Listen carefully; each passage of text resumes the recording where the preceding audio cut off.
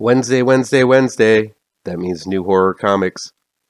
Here we go with my weekly rundown of what's new on the racks in comic book horror this Wednesday, March 16th, 2022.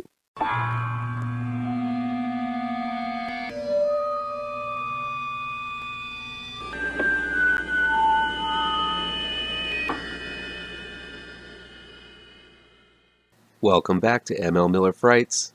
I'm ML Miller. Before we begin, please do me a favor and punch that like button down below. Share this video with all of your social media addicted pals. Click subscribe to this channel and ring that bell for notifications. Here's what's coming out this week in comic book horror, March 16th, 2022. White River Monster number 3 from Blood Moon Comics. The story is by Keith Rommell with art by Wolfgang Schwandt. This mix of Lovecraftian lore and cryptid mythology is filled with mystery and horror. Blood Moon, and especially Keith Rommell, continues to deliver the goods in this monstrous indie horror series. These Damn Kids, number 2, is from Second Sight Publishing. The story is by Bradley Golden and Peter Breau, with art by Helmut, Racho. The kids continue to rise up and murder their parents and everyone else over the age of 18. And no one knows what to do about it but a small-town sheriff with a hunch. Fans of old-school killer kids movies like Village of the Damned, The Brood, and The Children should flock to this one. Life Zero number 2 is from Ablaze. The story is by Stefano Vietti. The art is by Marco Checchetto. This one not only sports the art by Daredevil's own super artist Marco Checchetto, but it also tells the harrowing tale of a group of Special Forces soldiers sent into a prison filled with zombies to rescue their leader.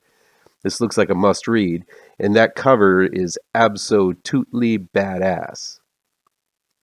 Heavy Metal Drummer number 2 is from Behemoth Comics. The story is by Kiefer Findlow, with art by Luca Vassallo. A drummer named Dave grabs an axe and protects the world against a portal to an evil dimension and the possessed old ladies that threaten our world. This one has all kinds of off-kilter weirdness, and me likey.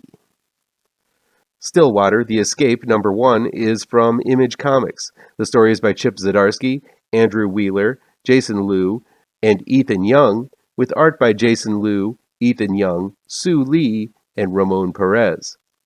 I have to admit, I was compelled by the first few issues of Stillwater, but somewhere along the way I fell off this title.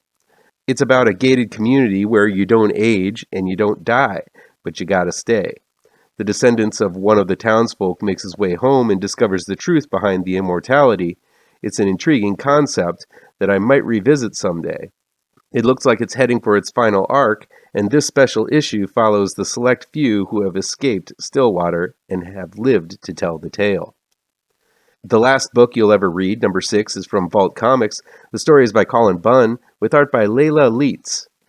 Being the bodyguard for the writer of a book that may be the cause of the end of the world is not an easy gig, and this bodyguard is starting to wonder why he's still hanging around in this issue, as the writer and bodyguard find themselves trapped with diabolical Uber fans.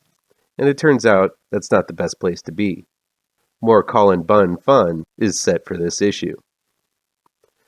Slumber number 1 is from Image Comics. The story is by Tyler Burton Smith, with art by Vanessa Cardinali.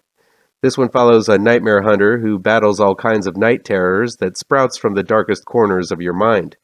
But she may well have met her match in a serial killer who kills you in your dreams. Looks like a lot of Nightmare on Elm Street influences here. Might be worth checking out. Shadowman number 7 is from Valiant Comics. The story is by Bunn, with art by Pedro Andreu. With the dead side, the source of Shadowman's power, seeping into the real world, only Shadowman, Punk Mambo, and a few other mystics stand a slight chance of defeating it before it's too late in this latest issue of the only Valiant comic worth reading. The Walking Dead Deluxe number 35 is from Image Comics. The story is by Robert Kirkman, with art by Charlie Adlard. It's funny.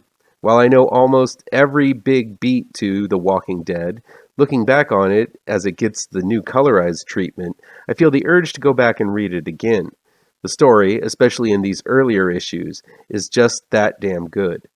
Take a Technicolor walk with the recently deceased in this latest reissue. The Crimson Cage, number 4, is from AWA Upshot. The story is from my buddy John Leiz, with art by Alex Cormack. After Chuck Frenzy has attained the heavyweight championship belt, he must now fight to retain it. But Frenzy's wife has her own dreams of conquest. All of it will be settled in the titular Crimson Cage in this gory Shakespeare pro wrestling mashup. The Silver Coin, number 10, is from Image Comics. The story and art are by Michael Walsh. This series keeps chugging along and continues to be one of the best horror comics on the shelves. Michael Walsh has provided art as the throughway for this series, and the last time he delivered both art and story, it was one of the best ones this series had to offer. This time, Walsh brings us a sequel to his first story, where a supernatural, sensitive girl attempts to break the curse of the coin, but ends up unleashing something much, much worse. I am so there.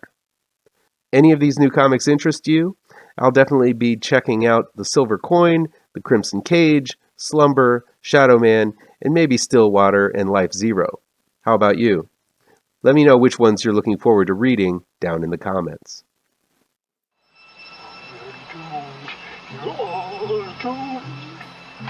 You're doomed to live the life you're meant to be, stuck inside your reality. You're doomed.